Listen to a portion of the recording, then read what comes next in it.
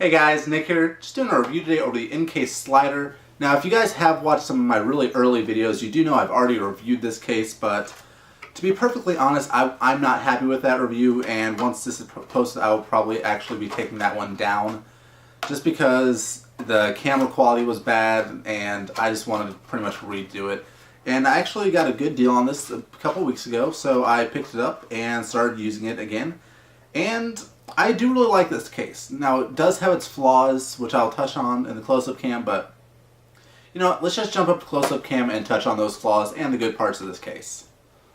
Guys, so as many of you know, the Incase Slider was pretty much one of the original cases for the iPhone, and I must admit, it's withstood the test of time exceedingly well.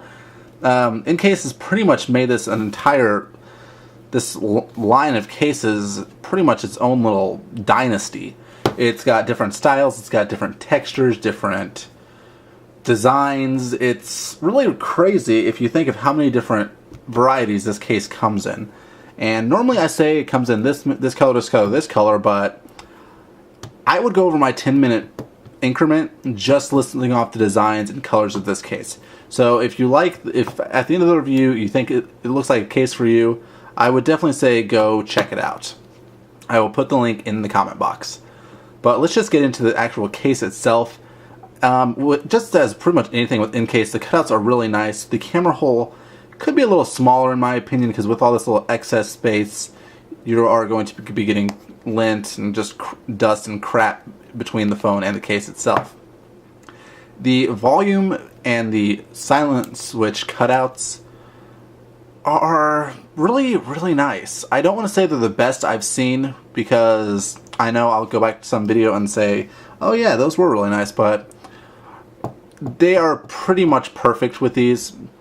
It gives you enough room that you can easily get it with your finger, say if it's in your pocket, but it doesn't give you so much room that you're going to get the back of your phone keyed if it's in the same pocket as your keys.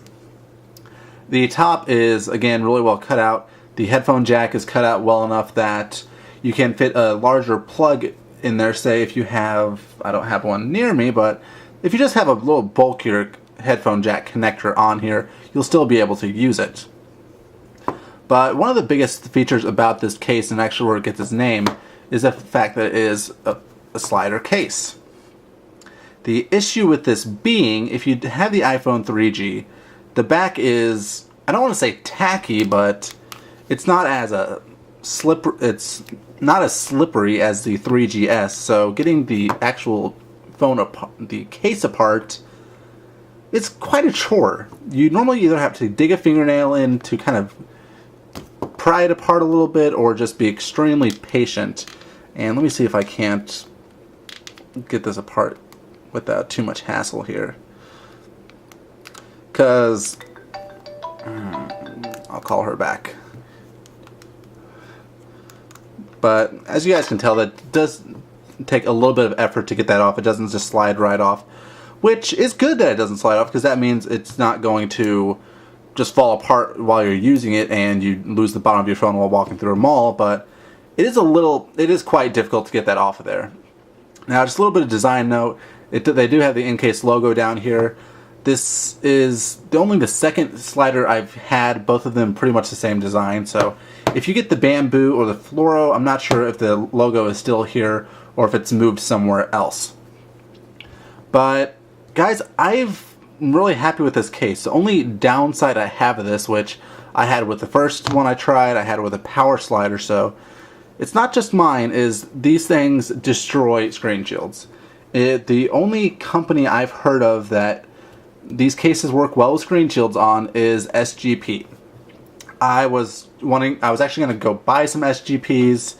Well, order them, you can't actually buy them in stores, but I've tried them before. I wasn't really too impressed with the quality of them.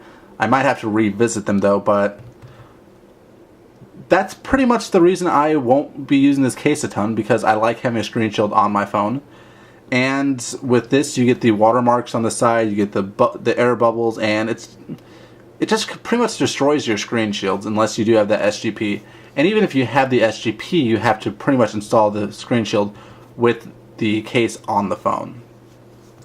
And the last real issue I have with this case is it kind of clicks on the side. And let me see if I can't get this on camera. Where if you squeeze just right here at the connecting points, it kind of squeaks, it kind of creaks, clicks, whatever you want to call it. And that isn't a huge flaw. It definitely did happen with the first one I had, who was a friend is actually using it, and to be perfectly honest, she's one of those people who absolutely beats up her iPhone, and that case, I was actually contemplating on just asking it back for a few days for review, and I was going to trade it for another one of my cases, and it's pretty much been destroyed.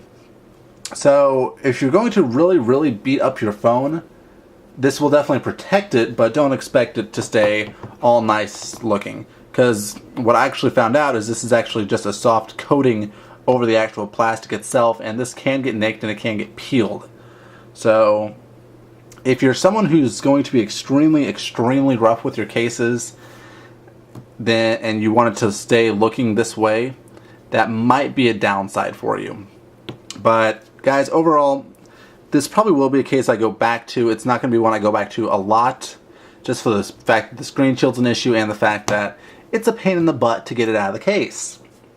But yeah, I really don't have buyer's remorse over it, but I don't think I'd buy another one. So take that for what you will.